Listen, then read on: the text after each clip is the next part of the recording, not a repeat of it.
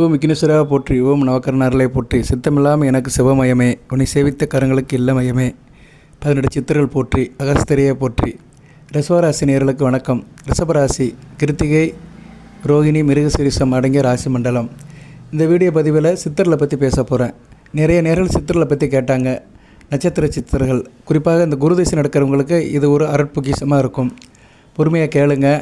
சித்தர்களை பற்றி சொல்கிறேன். ஒவ்வொரு நட்சத்திரத்துக்கு உண்டான சித்தர்கள் என்றைக்கு வழிபாடு பண்ணணும், அந்த சித்தியோகத்தை அன்றைக்கி வழிபாடு பண்ணுறதா கிடைக்கிற அஷ்டமா சித்திகள், அனைத்து விதமான தகவலையும் சொல்கிறேன். பொறுமையாக பாருங்கள். நம்ம சேனலை சப்ஸ்கிரைப் பண்ணுங்கள், பெல் பட்டன் ஆன் பண்ணுங்கள், நோட்டிஃபிகேஷன் வர எல்லா வீடியோவும் பாருங்கள். ரிட்டன் வியூவர்ஸ் அனைவருக்கும் சிறந்தாழ்ந்த நன்றி. ரிஷபராசி காலப்புரட்சி சக்கரத்தின் 2ஆம் இடம். 2ஆம் இடம் குடும்பஸ்தானம், தனஸ்தானம், வாக்குஸ்தானம், பழக்க வழக்கம். பொதுவாக ரிஷபராசியில் பிறந்தாலே குடும்பத்தில் இணக்கமாக நல்லா வருமானம் பண்ணிட்டு குடும்பத்து மேலே அக்கறையாக கண்ணுங்கருத்துமாக இருப்பாங்க.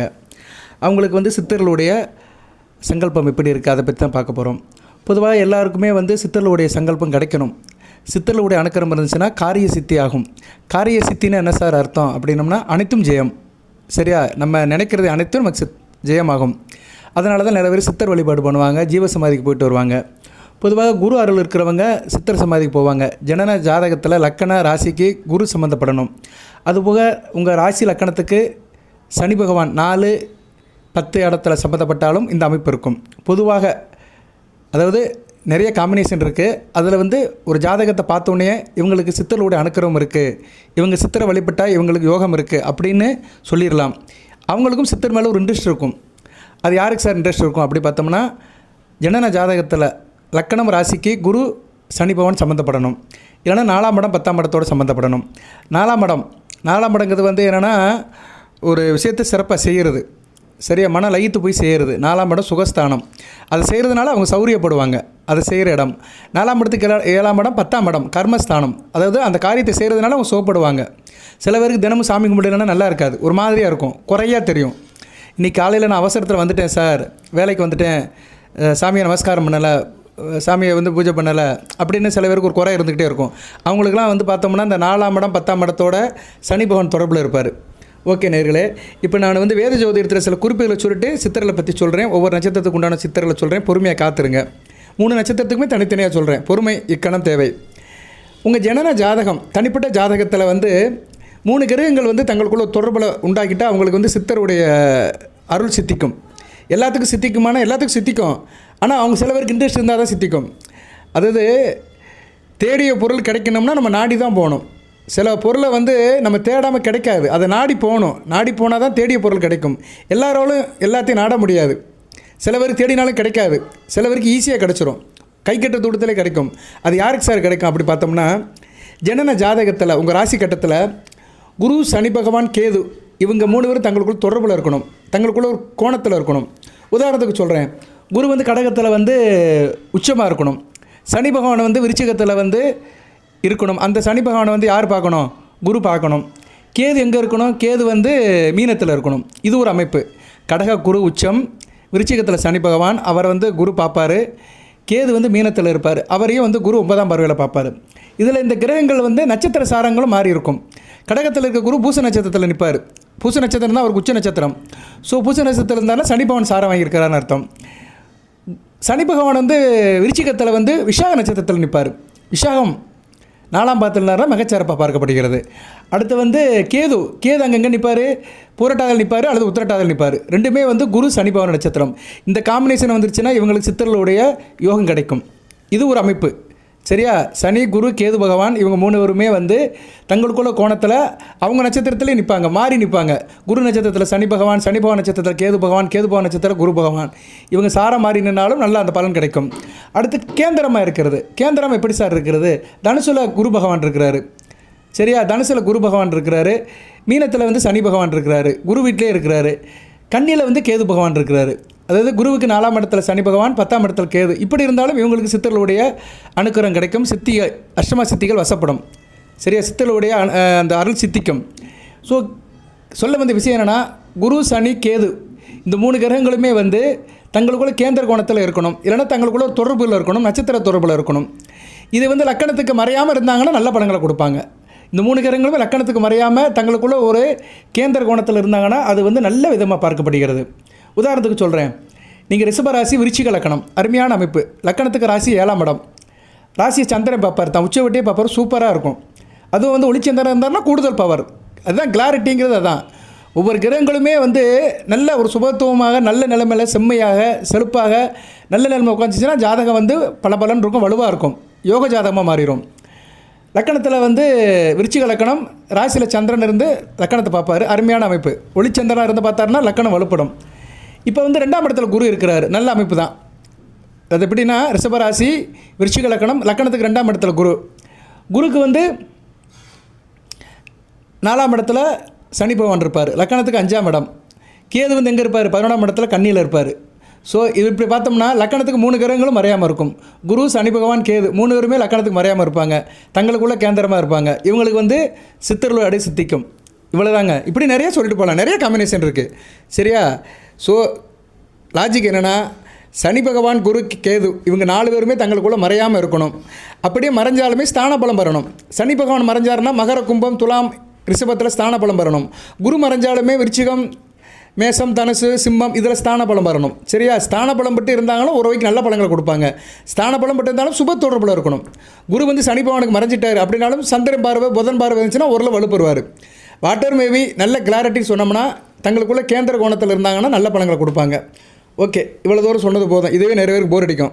என்னடா இவன் ஜோசியத்தை பற்றி சொல்லிட்டு இருக்கிறான், ஸ்தானங்கிறான், கேந்திரங்கிறான், கோணங்கிறான் அப்படிம்பாங்க. நிறைய பேருக்கு புரியாது. ஆனால் இதெல்லாம் புரிஞ்சுக்கணும். இதெல்லாம் இருந்தால் தெரிஞ்சால் தான் வந்து அது சித்திக்கும். சும்மா எடுத்தேன் கவிழ்த்தேன்னு ஜாதக பலன், ராசி பலன் பார்க்குறவங்களுக்குலாம் எதுவுமே புரியாது. அதாவது எப்படின்னா, வாய்க்கு ருசியாக இருக்கிறதுலாம் வயிற்றுக்கு சரியில்லாமல் இருக்கும், ஆனால் வாய்க்கு கசப்பாக இருக்கிறது வயிற்றுக்கு சரியாகும். அதை தான் மருந்து கசப்பாக இருக்குது. உடம்புக்கு வியாதிக்குள்ள மருந்து எப்போயுமே கசப்பாக தான் இருக்கும், ஆனால் சாப்பிட்றது கஷ்டமாக இருக்கும், ஆனால் உடம்பு நல்லபடியாக வச்சுக்கிறோம். ரைட் நேயர்களே, இது ஒரு வரியே போதும், இந்த ஒரு வரி போதும். கமர்ஷியலாக ஜோதிடம் கேட்குறவங்க நம்ம சேனலில் நிறைய பேர் கேட்க மாட்டாங்க. நான் வந்து ஜனரஞ்சகம்லாம் சொல்ல மாட்டேன், வாய்ப்பாடின்படி சொல்லுவேன், அரிச்சுவடின்படி சொல்லுவேன். சரியா? இதுக்கு கொஞ்சம் பொறுமை இருக்கணும். சரி, இப்போ வந்து இந்த அமைப்பு இருக்கிறவங்களுக்கு அந்த சித்தர்களுடைய அருள் சித்திக்கும். சரி சார், இப்போ என்றைக்கு சார் சாமி கும்பிடலாம் அப்படின்னா, எப்போ வேணாலும் கும்பிடலாம். வியாழக்கிழமை கும்பிடணும். சித்தர்களோட அருள் கிடைக்கணும்னா வியாழக்கிழமை கும்பிடணும். வியாழக்கிழமை முக்கியமான நாளாக பார்க்கப்படுகிறது. அது வளர்பிறை வியாழக்கிழமை ரொம்ப சிறப்பாக இருக்கும். அது அன்றைக்கி சித்த யோகம் வரணும். சித்த யோகம் வந்துச்சுன்னா மிகச்சிறப்பாக இருக்கும். அதுபோக குருவி நட்சத்திரம் வந்துச்சுன்னா கூடுதல் சிறப்பு. அது ஒன் பை ஒன்னாக வரணும். அடுத்தடுத்து அந்த சுபத்துவம் வந்து கூட்டிகிட்டே இருந்துச்சுன்னா நல்லாயிருக்கும். வியாழக்கிழமை, வளர்பிறை வியாழக்கிழமை சித்தியோகம் வரணும். அன்றைக்கி வந்து குருவி நட்சத்திரம், புனர்பூசம், விசாகம், பூரட்டாதி வந்துச்சுன்னா மிகச்சிறப்பாக இருக்கும்.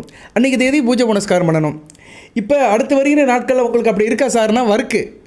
சரியா? வளர்பிறை காலத்தில் வருது. உங்கள் ராசிக்கு 2ஆம் இடத்துல குருவும் சந்திரனும் சேர்றாங்க. வருகிற 26, 27, 28. சரியா? அதில் வந்து 26, 27 மிக உச்சிதமான நாளாக பார்க்கப்படுகிறது. அன்றைக்கி வந்து சித்தர் வழிபாடு வீட்டில் பண்ணலாம் நீங்கள். அடுத்து மார்ச் அடுத்த தேதி வந்து என்னது? மார்ச் 5ஆம் தேதி. எஸ், மார்ச் 5ஆம் தேதியும் குருவுக்கு வந்து சந்திரன் கேந்திரத்தில் வராரு, நல்ல விதமாக பார்க்கப்படுகிறது. இப்போ அடுத்த வருகின்ற நாட்களில் உங்களுக்கு 3 நாட்கள் பரிந்துரைக்கப்படுகிறது சித்தர் வழிபாட்டுக்கு. சித்தர்கள் உங்கள் வீடு தேடி வராங்க, அவங்களுக்கு நீங்கள் நமஸ்காரம் பண்ணுங்கள். சரியா? எப்போல்லாம் குருச்சந்திர யோகத்தில் இருக்கோ அப்போல்லாம் சித்தர்களுடைய வழிபாடு இந்த பூமியில் இருக்கும், சித்தர்களுடைய நடமாட்டம் இருக்கும். வருகிற பிப்ரவரி 27, 28, மார்ச் 5 இந்த 3 நாட்கள் வந்து உத்திசை நாட்களாக பார்க்கப்படுகிறது, முக்கியமான நாட்களாக பார்க்கப்படுகிறது. இது மாதிரி அடுத்தடுத்து வரும், நிறைய வரும். நான் அப்பப்போ பஞ்சாங்கத்தை பார்க்கறதுனால வீடியோ போடுவேன். இந்த வீடியோ மட்டும் உங்களுக்கு நிறைவே கொடுக்க போகிறது கிடையாது. அடுத்து வருகின்ற வீடியோவிலும் நீங்கள் நிறைய தகவலை தெரிஞ்சுக்கலாம். அன்றைக்கி நீங்கள் வழிபாடு பண்ணலாம். அவசரப்பட்டோ ஆத்திரப்பட்டோ பூஜை புனஸ்காரம் பண்ணாதீங்க. நின்று நினைச்சு பண்ணுங்கள். நான் தொடர்ந்து வீடியோ போடுவேன். இது மாதிரி சுபதினங்கள் என்றைக்கெல்லாம் வருதோ அன்றைக்கெல்லாம் போடுவேன். என்ன வீடியோவை நீங்கள் பார்க்கணும், அனைத்து வீடியோவும் நீங்கள் பார்க்கணும். பார்த்தீங்கன்னா சித்தர்களோட அருள் கிடைக்கும். சித்தம் இல்லாமல் உங்களுக்கு சிவமயம் தான். எல்லாம் செவிச்சக்கரங்களுக்கு இல்லை பயம், எல்லாமே கிடைக்கும். அஷ்டமா சித்திகள் வசப்படும், அனைத்தும் நல்லபடியாக நடக்கும். ரைட்டு. வருகிற 27ஆம் தேதி, 28ஆம் தேதி இங்கிலீஷ் டேட்டு தான் சொல்கிறேன், தமிழ் டேட் என்னென்னு கேலண்டரில் பார்த்துக்கோங்க. அன்றைக்கி சித்தியோகம் இருக்குது, முழுக்க இருக்குது. அதுமாதிரி மார்ச் 5ஆம் தேதி சித்தியோகம் இருக்குது. ரைட் நேரில் என்ன சார் செய்யலாம்? இப்போ 3 நட்சத்திரத்துக்குமே சித்தரில் சொல்லணுமே. கார்த்திகை நட்சத்திரம். கார்த்திகை நட்சத்திரத்துக்கு சித்தர் யார் சார் அப்படி பார்த்தோம்னா, கார்த்திகை நட்சத்திரத்துக்கு சித்தர் அவர் வந்து ஒரு ஜோதி முனி. சரியா? ஜோதி வடிவமாக இருக்கிறவர். அவரோட பேர் ரோம ரிஷி, ஆனால் ஜோதி வடிவமாக தான் இருக்கிறாரு. சரியா? அவருக்கு வந்து எப்படின்னா, ஜோதியை வந்து அவர் சிவன் கூட சேர்ந்துட்டார், திருக்கைலாயத்தை போய் சேர்ந்துட்டார். அதனால் அவருக்கு வந்து உருவ வழிபாடு கிடையாது. அவர் தீபம் ஏற்றி நம்ம வழிபாடு பண்ணலாம். சரியா? ரோம ரிஷி. ஆனால் அவருக்குன்னு சில உருவம் இருக்குது. ரோம ரிஷிக்குன்னு ஒரு உருவம் இருக்குது. ஆனால் அந்த உருவம் வந்து பிற்காலத்தில் ஏற்பாடு பண்ணதாக பார்க்கப்படுகிறது. சரியா? அவருக்குன்னு ஒரு சித்திரம் இருக்குது. அந்த சித்திரை வேணுங்கிறோம் என்கிட்ட கேளுங்க, அனுப்பிவிட்றேன். இல்லைனா நீங்கள் தீபத்தை ஏற்றி ஒரு வழிபாடு பண்ணலாம். ஏன்னா கார்த்திகையே வந்து தீபத்துக்கு சம்மந்தப்பட்டதான். கார்த்திகை நட்சத்திரமே ஒரு தீப வடிவமானது தான். அதனால் திருவண்ணாமலை அன்னைக்கு கார்த்திகை தீபம் ஏற்றுறாங்க.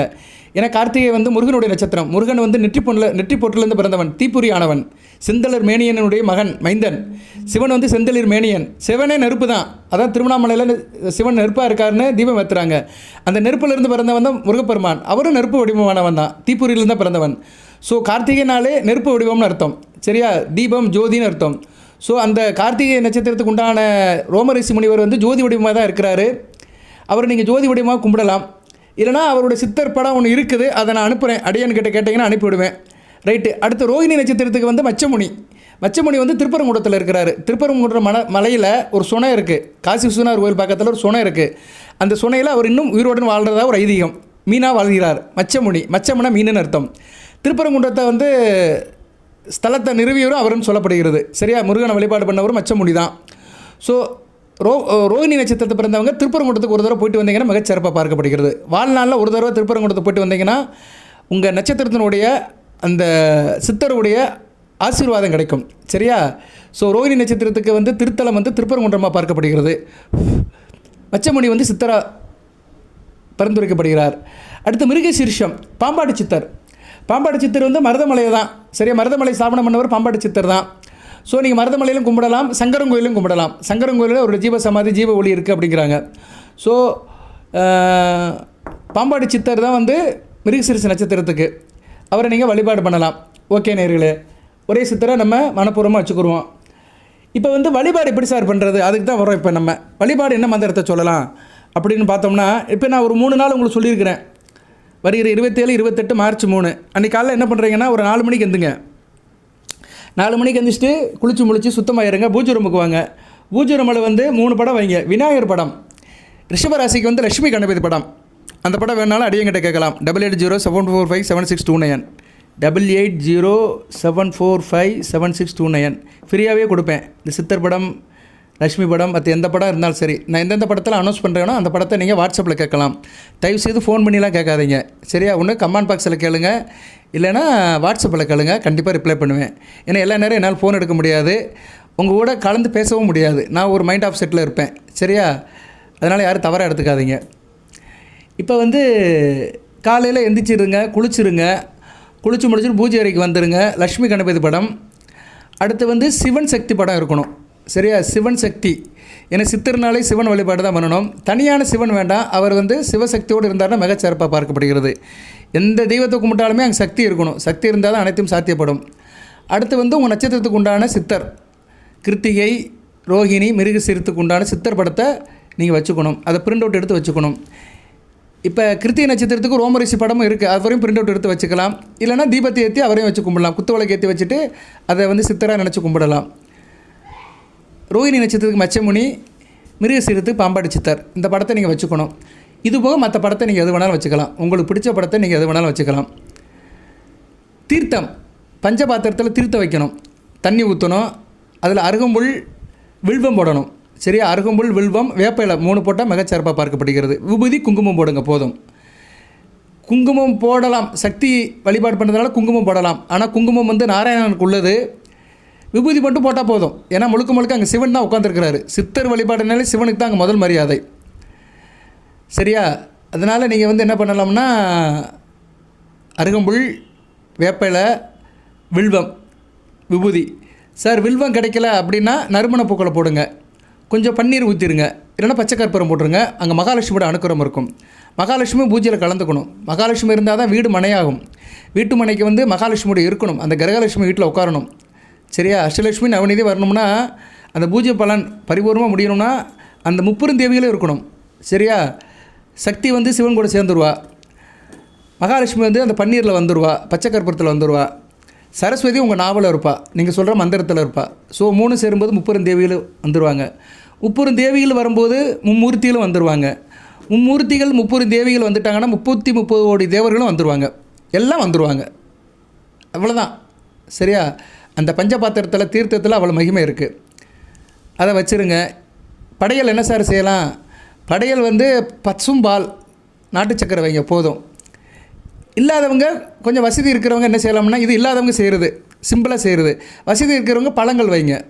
வளர்ந்த திராட்சை, முந்திரி, திராட்சை பழம், மாம்பழம், வாழைப்பழம், கனிகள் வைக்கலாம், முக்கனி வைக்கலாம். சரியா? ஆப்பிள் பழம், இது மாதிரி பழங்களை வந்து ஒரு பித்தளை தட்டில் வைங்க.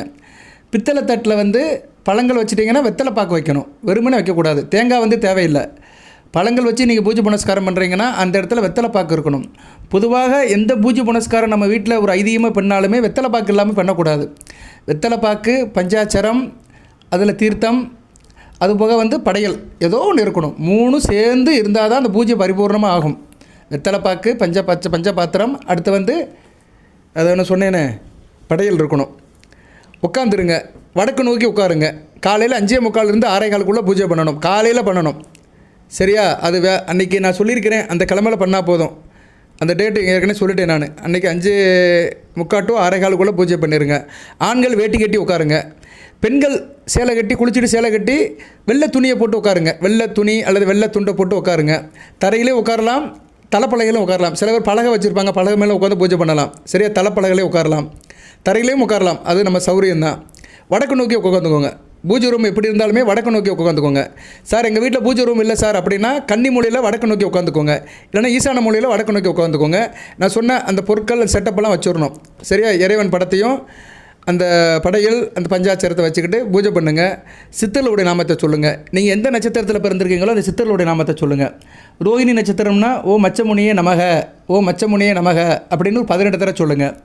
அதுக்கேற்ற மாதிரி அந்தந்த நட்சத்திர நாமத்தை சொல்லுங்கள். அதுபோக சில மந்திரம் இருக்குது, அந்த மந்திரத்தையும் சொல்லணும், 18 தடவை சொல்லணும். சரியா? இந்த மந்திரம் சொன்னீங்கன்னா சித்தர்கள் வந்து அருவமாக வருவாங்க. அவங்க எப்படின்னா ஒரு தோற்றமாக அருவமாக கண்ணுக்கு தெரியாமல் உங்ககிட்ட வந்து நிற்பாங்க, உங்கள் மந்திரத்தை கேட்பாங்க. இது வந்து சித்தர் தரிசன மந்திரம். சரியா? இந்த மந்திரம் 2 மந்திரம் இருக்குது. இந்த மந்திரம் வேணும்னாலும் என்கிட்ட கேளுங்க, உங்களுக்கு நான் கொடுப்பேன். இந்த வீடியோவிலேயே அதை என்க்ளோஸ் பண்ணியிருப்பேன். இந்த வீடியோ பார்க்கும்போது ஸ்க்ரீனில் அது வரும், அதையும் ஸ்க்ரீன்ஷாட் எடுத்துக்கலாம். தேவைப்படுறவங்க என்கிட்ட கேளுங்க, நான் உங்களுக்கு அனுப்புவேன். சித்தர் தரிசன மந்திரம் ஓம் கிளி ரங் அங்ஷிங், ஓம் கிளி ரிங் அங்ஷிங், ஓம் கிளி ரங் அங்ஷிங். இதை ஒரு 18 தடவை சொல்லணும். அடுத்து இன்னொரு மந்திரம் இருக்குது, எல்லாம் ஒரு வரி மந்திரம் தான். சிவைய நம கிளி ஓம், சிவைய நம கிளி ஓம், சிவைய நம கிளி ஓம். சரியா? இந்த மந்திரத்தை 18 தடவை சொல்லணும். அதுபோக நட்சத்திரத்துக்கு உண்டான மந்திரத்தை 18 தடவை சொல்லணும். ஸோ 3 மந்திரத்தை 18 தடவை சொல்லணும். சரியா? அப்போ எத்தனை தடவை சொல்லணும்? 54 தடவை சொல்லணும். 5 4 9 நவக்கரங்கள் வந்துருச்சா? இவ்வளோ தான். 9 2 18 சித்தர் வந்துட்டாங்களா? அவ்வளோதான். அப்படியே பெருகும் எல்லாமே. சரியா? இவ்வளோ தான். எல்லாம் கணக்கு தான், வாழ்க்கையும் கணக்கு தான், வழிபாடும் கணக்கு தான். ரைட்டு. சாமியை கும்பிடுங்க, வேண்டியதெல்லாம் சொல்லுங்கள். நீங்கள் வேண்டியவே வேண்டாம், நீங்கள் சொன்ன இந்த வழிபாடு பண்ணிட்டாலே அனைத்தும் சித்திக்கும். அஷ்டமா சித்திகள் அனைத்தும் சித்திக்கும். சந்தனத்தை பூசிக்கோங்க. பன்னீரை வந்து ஏற்கனவே பஞ்சபாத்திரத்தில் கொஞ்சம் ஊற்றிடுவீங்க. சந்தனத்தில் நெத்தியில் பூசிக்கோங்க. கொஞ்சம் போல் சந்தனம் இருந்தால் எடுத்து நெத்தியில் பூசிக்கலாம். ஆண் பெண் இருபாலரும் பண்ணிக்கலாம். ஆனால் இந்த பூஜை புனஸ்காரம் 12 வயசுக்கு மேற்பட்டவங்க தான் செய்யணும். ஆணாக இருந்தாலும் சரி, பெண்ணாக இருந்தாலும் சரி, 12 வயசுக்கு மேற்பட்டவங்க செய்யணும். அன்றைக்கி செய்கிற அன்றைக்கி நான்வெஜ் சாப்பிடக்கூடாது. சரியா? நான்வெஜ் சாப்பிடாமல் இருந்தீங்கன்னா பரிசுத்தமாக பார்க்கப்படுகிறது. இது எத்தனை நாள் வேணாலும் செய்யலாம். வசதி இருக்கிறவங்க வாரம் கூட செய்யலாம். ஆனால் என்ன, அன்றைக்கி வேலைக்கிழமை வரணும், இல்லைன்னா நான் சொல்கிற மாதிரி அந்த குருச்சந்திர யோகம் இருக்கணும். சரியா? நான் சொல்கிறேன் பார்த்தீங்களா, அந்த அமைப்பு இருக்கணும். அதுபோக சில அமைப்பில் அந்த இது வரணும். அது ஜோசியர் பார்த்து தான் சொல்ல முடியும். சரியா? நீங்களே அது காலண்டரில் பார்க்க முடியாது. சில பேர் வித்தியாசம் கொஞ்சம் விவரமானவங்க பார்த்துருவாங்க. அது உங்கள் சாய்ஸ் தான்.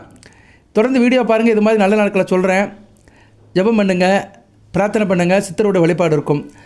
அதுபோக வந்து பொதுவாக இதில் நம்பிக்கை இருக்கிறவங்க, இந்த வழிபாடு பண்ணுறவங்க என்ன பண்ணணும்னா, ஆண்கள் இரவில் படுக்கும்போது வெள்ளை துணியில் தான் படுக்கணும். நீங்கள் பெட்ஷீட் எதை போட்டாலுமே மேலே ஒரு வெள்ளை வேட்டியை விரிச்சுக்கோங்க. சரியா? வெள்ளை வேட்டியை விரித்து படுத்திங்கன்னா மிகச்சிறப்பாக இருக்கும். அந்த சித்தரோட அனுக்கிறம் பரிபூர்ணம் கிடைக்கும். பொதுவாக சித்தர் பூஜை பண்ணும்போதே வெள்ளை துணி இருக்கணும், இடுப்பில் வெள்ளை துணி இருக்கணும். நைட்டில் தூங்கும்போதும் என்ன பண்ணலாம்னா வெள்ளை துணியை விரிச்சிட்டு மேலே படுங்க. பெண்கள் இதுக்கு வந்து சிராயுதமாக படாது. ஏன்னா பெண்கள் சுமங்கல் பெண்களாக இருப்பாங்க, கன்னி பெண்களாக இருப்பாங்க, வெள்ளை துணி அந்தளவு யூஸ் பண்ண மாட்டாங்க. இருப்பினும் தலைவாணி உரைக்கு வெள்ளையாக போட்டுக்கோங்க. தலைவாணி உரையை வந்து வெள்ளையாக தைச்சி துவைச்சி ஒரு பரிசுத்தமாக வெள்ளையாக போட்டுக்கிட்டிங்கன்னா சுத்தமாக இருக்கும்.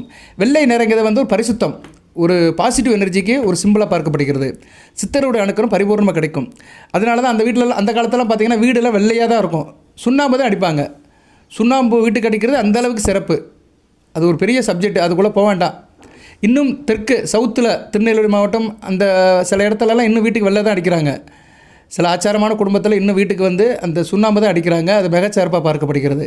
இப்போ இன்றைக்கி பெயிண்ட்டு அது இதுன்னு வந்துருச்சு. காலத்துக்கு ஏற்ற மாதிரி கோலம் மாறிடுச்சு. கோலம் போடுறதே கோலம் போடுறதில்ல, எல்லாம் சுண்ணாம்பு பொடி தான் போடுறாங்க. சரியா? ரைட்டு, இருக்கட்டும். எதாக எப்படி இருந்தாலும் சரி, நம்ம வந்து வெள்ளை துணியை யூஸ் பண்ணுங்கள். இரவு படுக்கும்போது வெள்ளை துணியை விருப்பில் விரித்து படுத்தீங்கன்னா மிகச்சிறப்பாக இருக்கும். உங்கள் உடம்பு வந்து வெள்ளையில் படணும், அவ்வளோதான். சரி, அந்த மேனி வந்து இந்த வெள்ளை நிறத்தில் பட்டுச்சுன்னா சித்தரோட அணுக்கரம் உங்களுக்கு கிடைக்கும், பரிபூர்ணமாக கிடைக்கும். அப்புறம் பூஜையை முடித்த பின்னாடி அந்த பழங்களை வந்து எல்லாத்துக்கும் கொடுங்க, பிரசாதமாக கொடுங்க, வீட்டில் இருக்கிறவங்களாம் சாப்பிடுங்க. நல்ல விதமாக பார்க்கப்படுகிறது. இந்த பூஜையை வந்து ஆண் பெண் இருபாலரும் கலந்து செய்யலாம். சரியா நேர்களே? சொல்லிட்டேன் ஓரளவு. இறைவன் எனக்கு கொடுத்த அறிவின்படி அனுபவத்தின்படி சொல்லியிருக்கிறேன். இதில் எது சந்தேகமான கமெண்ட் பாக்ஸில் கேளுங்க. ஃபோட்டோஸ் வேணும், இமேஜஸ் வேணும்னா வாட்ஸ்அப்பில் கேளுங்க. ஃபோன்லாம் பண்ணாதீங்க. சரியா? ஃபோன் பண்ணி கேட்காதீங்க. இன்னும் நிறைய பேருக்கு ஃபோட்டோ வந்து அப்படியே அனுப்புங்க சார் கமெண்ட் பாக்ஸில் கேட்குறாங்க. இமேஜெலாம் எப்படிங்க கமெண்ட் பாக்ஸில் அனுப்ப முடியும்? மக்கள் வந்து இன்னும் நிறைய பேர் அறியாமல் இருக்கிறாங்க. யாரும் குறை சொல்ல மாட்டேன், அவ்வளோதான் அவங்களுக்கு தெரிஞ்சது. சரியா? இமேஜை வந்து வாட்ஸ்அப்பில் தான் அனுப்பணும், அதுவும் ஆண்ட்ராய்டு ஃபோனில் தான் அனுப்பணும். நிறைய பேர் வந்து பட்டன் செல் வச்சுருக்காங்க. பட்டன் செல் வச்சுட்டு எனக்கு ஃபோட்டோ அனுப்ப முடியாது சார் அப்படிங்கிறாங்க. எனக்கு ரொம்ப கஷ்டமாக இருக்குது. அதனால் நீங்கள் வந்து அதை வகையாக வாங்கிக்கோங்க. உங்கள் வீட்டில் தெரிஞ்சவங்க வேண்டியவர்கள் மூலிமா சொல்லி வாங்கிக்கோங்க. அதை நல்லபடியாக பண்ணுங்க. இன்னும் வந்து இந்த ஆண்ட்ராய்டு ஃபோனு இன்னும் நிறைய பேர் கைக்கு போகலை. சரியா? இன்னும் மக்கள் இந்த பட்டன் செல்லை வச்சுக்கிட்டு இன்னும் அந்த ஃபோன் கம்யூனிகேஷன் தெரியாமல் தான் இருக்கிறாங்க. ரைட்டு, எல்லாம் இறைவன் செயல். எல்லாத்துக்கும் எல்லாம் தெரியணும் அவசியம் கிடையாது.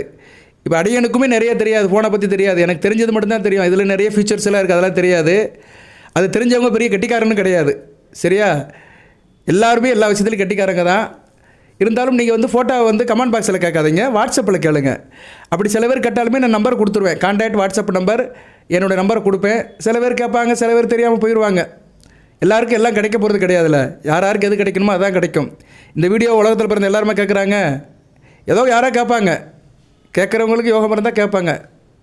ரைட் நேயர்களே, வாழ்த்துக்கள். எல்லாமல்ல இறைவன் ரிஷபராசி நேயர்களுக்கு சில சௌபாகியத்தும் சில ஐஸ்வர்யத்தையும் சில நன்மையும் கொடுப்பார். அடுத்த வளங்கள் நல்களை பெற்று தேக ஆரோக்கியத்துடன் தீர்க்காயோடு நீரோடி வாழ்க நிறைந்த வளம் பெறுக. சித்தர்களுடைய அருள் கிடைக்கட்டும், அஷ்டமா சித்திகள் சித்திக்கட்டும். வாழ்த்துக்கள். நன்றி நேயர்களே.